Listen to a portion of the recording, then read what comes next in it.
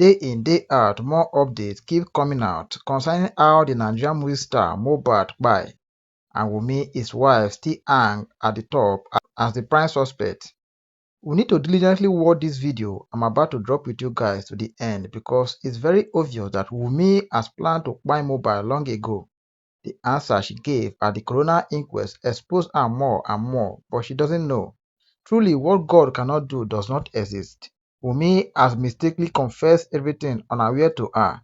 Justice for Mohbad, justice for Imole. Let's listen to the audio.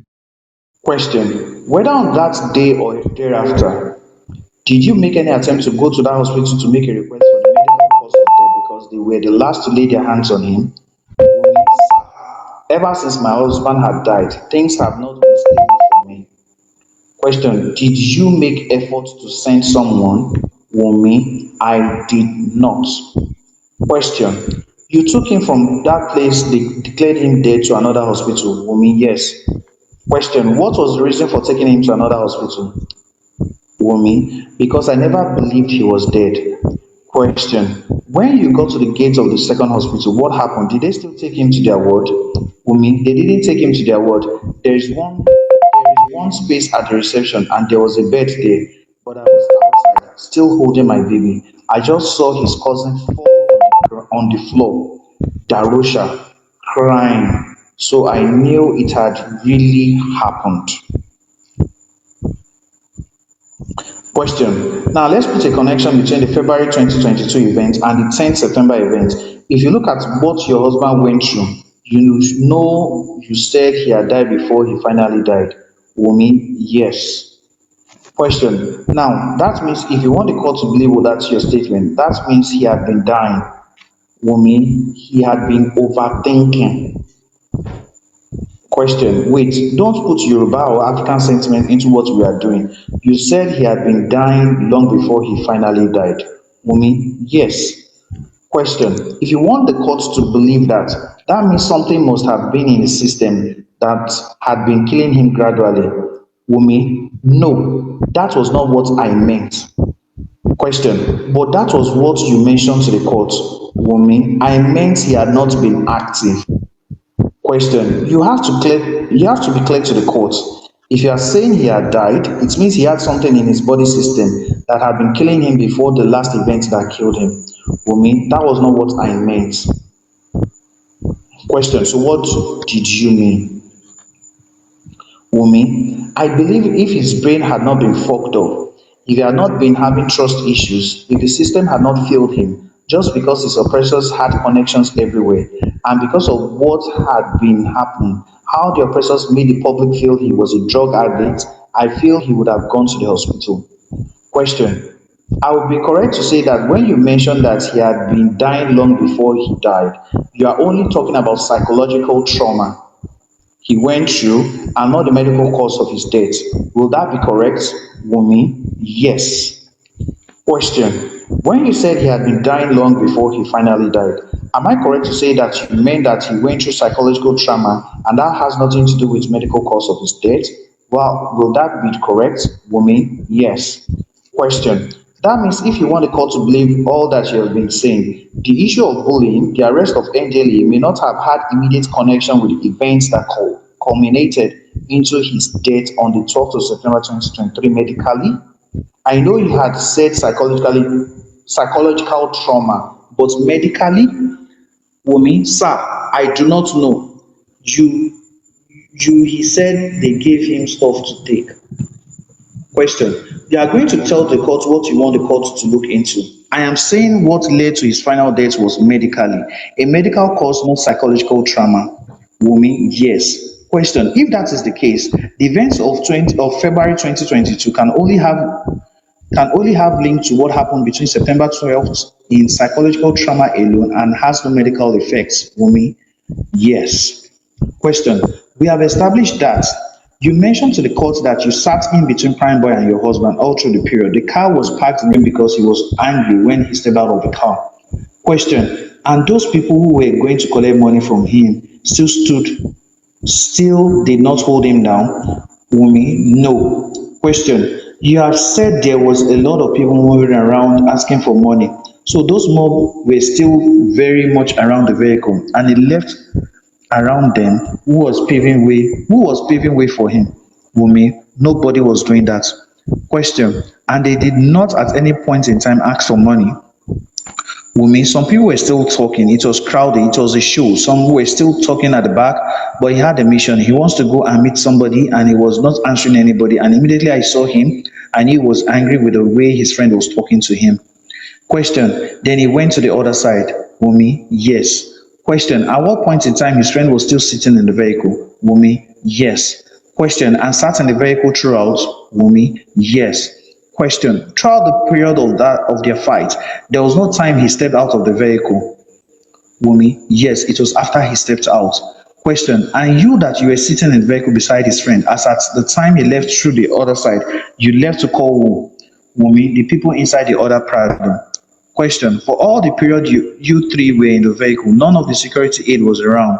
Wunmi. We did not go with security. We only went with his workers and his friends. Question. But you mentioned bodyguard the other time. Wunmi. The event bouncer, not his personal bouncer. Question. Those event bouncers, were they not very much close to you when you were in the vehicle? Wunmi. No, they were not close to us. We only went to call them. Wunmi. Who went to call them? Question. Who went to call them? Wunmi. My husband asked one of the people standing to help him call the bouncer, and when the bouncer came, he said he wanted to go, but the bouncer said he should wait till the other artist finished performing. Question. At what point in time when a feast at that point in time when a feast off ensued between him and his friend, where were they? Wunmi. They were not there. They were trying to control everybody. Question. But when they saw him stepping out of the vehicle? Wunmi. I don't think they saw him. People were there normally before the thing happened, and the bouncer could not stop them because they were much and could not stop them from coming close to him. And when the fight happened, I don't think the bouncers could have suspected that such a thing happened. Question. Aside from the fact that this friend got him angry because of the way Mohbad's brother reacted to him, aside from that event, what happened again that made your husband hit the screen of the vehicle to the extent that he sustained an injury? Wunmi. It was during the fight. Question. You have said the door was closed throughout. Wunmi. No, I said he opened it. I think he opened it. Question. Don't think. Wunmi. Immediately he stepped out, I went to his people in the other Prado, so I didn't really know. That was why I said I think. It was the narration I heard after the whole incident I'm using to judge. Question. You did not see them fight. It was what you were told when you got back. Wunmi. Yes. Question. As at the time you came back, they had been separated. Wunmi. Yes. Question. And it was when you were going home you noticed the screen got broken. Wunmi. Yes. Question. So you cannot describe to the court the level of the heat on the car. You couldn't have established how heavy it was. Wunmi. No, I wasn't there. Question. Aside from this event, has your husband attended any other show that this kind of scenario happened? Wunmi. No. Question. And there was no time he fought anybody in his lifetime? Wunmi. No. Question. To the extent of exchanging blows? Wunmi. Himself and Prime Boy are always having disagreements, friendship fights, sometimes exchanging. Question. Hot words? Yes. Wunmi. Yes. Question. Husband. As a conclusion, is there any way you could say that to the court? Mr. Oyakinde. My lord, will be objecting. The conclusion should be from my lord, the court. I think the question is that from her perspective and from everything that is happening, can she conclude that it is the injection or what? Mr. Oyakinde. My lord, with due respect, sir, we are still expecting the postmortem examination. So whatever she says, the court. It doesn't matter. The question is not a conclusive one. Take, for instance, somebody asks that you gave your husband paracetamol. What led to you giving him paracetamol? It is the same vein you ask the question that looking at all this before the court. Is it the medical, the injection, or the trauma? From your own mind, what is the cause? Some people will say that, do you suspect anybody from the police station? I think this is where this question is going. Wunmi. Sir, I do not know. That is why we seek out for an autopsy. The court. She has answered your question. She says she does not know, and that is why she's here.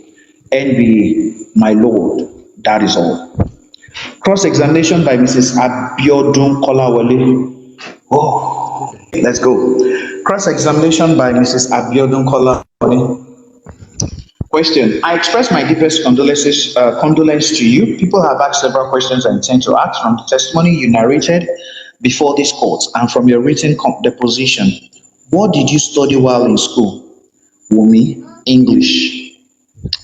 Question. If I may ask you, you've been using words that repeats itself in your written deposition and your testimony. What does the word oppressor connote to you grammatically? Wunmi, I feel oppressor means people that have more influence than you. Question. Good. The court. What is the answer? Oppressor means, Wunmi, being cheated by people that have more influence. Question. How? Wunmi, I don't know. Question. Who are these your husband's oppressors? Wunmi, his oppressors are the same people that drove him into depression.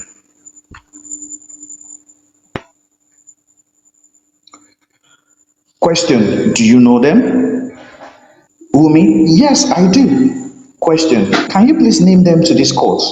Wunmi, the label boss and his cohorts. Question. Who is the person behind this label boss? And if you know their names, name names. Wunmi, Naira Marley, C Black, My C. Question. Who is this C Black? Wunmi, Naira Marley signee.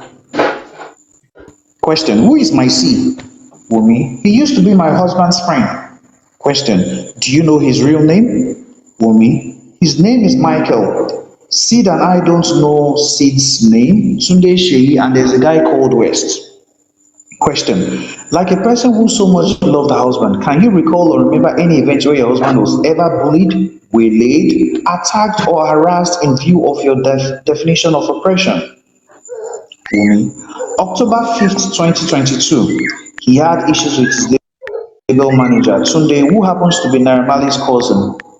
He wanted to use Ayan, who was his manager before he got signed as his manager, but the label boss said he doesn't want it, that he would be the one to appoint a manager for him himself, and he has to let go of Ayan, the same person who had been managing him before he got signed to the label. Question. I'm asking you, you said oppressor. Can you please cast your mind back to an event or an action, an act done to your husband that have made you to come to the conclusion that these are my oppressors? Wunmi, ever since Naira Marley appointed Tunde to be his manager, it had not been easy. Most of the work that Tunde was to do, I was the one doing it. For instance, if he needs stylists for his wares, he would always reach out to me. I was in school and I was always shuffling it at that. And at some point, he got tired and he complained to the labor boss that the manager only goes to shows with him and does not do his work, and that he wants to change his manager, and he complained that he's not being promoted enough, and he said he wants to start promoting, and the label assured that the next single, which was Peace, will be promoted, and when he dropped the song it was not promoted as usual. He was worried and he will come to me and I cannot do anything, and because my husband has low self-esteem, no matter how he's hurting he'll say he's fine and he's not fine. And I told him to reach out to the label boss himself, and he reached out to the label boss and he said next time they'll promote the song. And when he dropped the song, we expecting them to promote him as promised, but nothing was done. And he had a group chat from himself, his label boss, and the manager, Tunde, and they were talking in the group chat. And something led to an argument between my husband and the manager, and he said he doesn't want him again, and that he wants another person, and he's tired of the way he's managing him. And I was in a room with my husband's father because I was 3 months pregnant then. And he came to visit and say hi to me, and none of us knew when he went out. And I went to report to his dad upstairs that Promise was having an argument with Tunde. And I didn't want him to fight, that he should come and help me talk to him because he was in the studio. And while we were talking, I never knew they had gone. And I went back downstairs and I saw that my husband was not in the house again with three of his workers, Ore, Aji, and Damola. And I was worried and I tried calling all of them and they were not picking their calls. And 20 minutes after, another friend called Abraham picked up my call and I heard noises and I knew something had happened. Question. During his lifetime, you and your husband, have you ever taken any step on what to do about his oppression and what steps did you take? Wumi. That was when they assaulted him in their house when he went to complain to the manager. Question. Apart from he going to the manager outside the manager's house, what steps did you take? Wumi. I was telling him that he was almost done with his time and he had 2 months left and he should just wait so that they can hand over his royalties and catalog to him. But he said he was tired and does not want to continue again. What if they kill him and I accepted that truly. He sees better than I do and he stopped associating with the Malians and he had been on his own ever since. Question. I just want to take you to something that went viral. You know, there was a voice note, and I believe you know the voice of your husband, Wumi. Yes. Question. A voice note that says, Wumi, I warned you. Don't use that cloth to rub my body again. Do you want to kill me? And he started curse you. Typo. Can you please tell this court what led to that utterance and what kind of plot was it? Wumi, after the NDLA attack, I said it to court that he forgot things easily. He was paranoid and in fear and even went as far as forgetting his phone's password. And I was the only person he was having fights with. And he said he does not seem to understand anything again. And everybody was saying he was mad. And he would come to me and ask Wumi, am I mad? And I would tell him, no, you are not mad. The label even told him to travel out of the country for his treatment, that he has something, and he said he does not have anything on his head. Question. Is that what led to that argument or utterances? Wumi, that day I was in his house and something happened. He came to me. I left the house angrily, and at that period of time, my husband was not stable to the extent that he forgot his Instagram account password. He did not remember anything. His family knew, and his father had to take him to his sister's house at Songo. But he texted me that he did not understand the drugs they were giving to him. Is that what led question? Is that what led to the utterance? Wumi, the day this thing happened, he said something I was not cool with. And I left the house and it was a day to my birthday. And because of the whole stress, I have been the one dealing with him. At some point, everybody left him. Question. What was the cloth that he alleged you used to rub his body? Wumi, he alleged everybody of so many things at that period of time. I wasn't the only one. I did that voice note myself. And the purpose for doing it is because he might wake up one day and say, Wumi, something, something. He will end up apologizing to me. And when I say, babe, you said this and this when you were angry, he would deny ever saying it. Question. He also asked you a question. Wumi, where is my other phone? Mr. T. Olawale, Your Honor, we are here for the circumstances that led to the death of Mohbad. So this taking us to whatever happened between them, we are not here for gist. We are here for serious issues. Mrs. Abiodun Kolawole, back to you again, Wumi. Just calm down. Put sentiments aside. Please, what was that WhatsApp message? Why did you seize his phone and got the message deleted? Wumi, I did not seize his phone. That was the phone I was using. What happened to my husband those periods? The same phone he was talking about was the phone I was using. He gave it to me, 11 Pro Max. The same phone he was complaining about. That was the same phone I was using.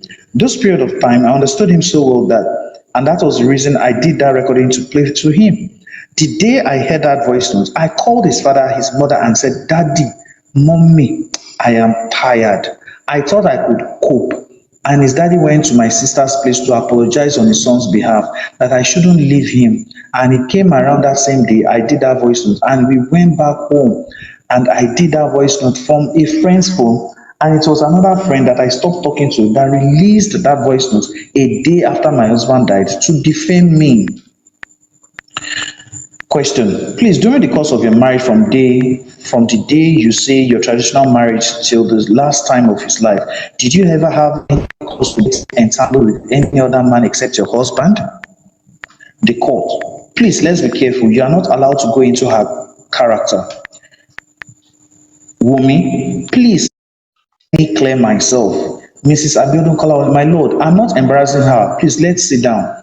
Ms. T. Olawale, no, your honor wants to rule on that question.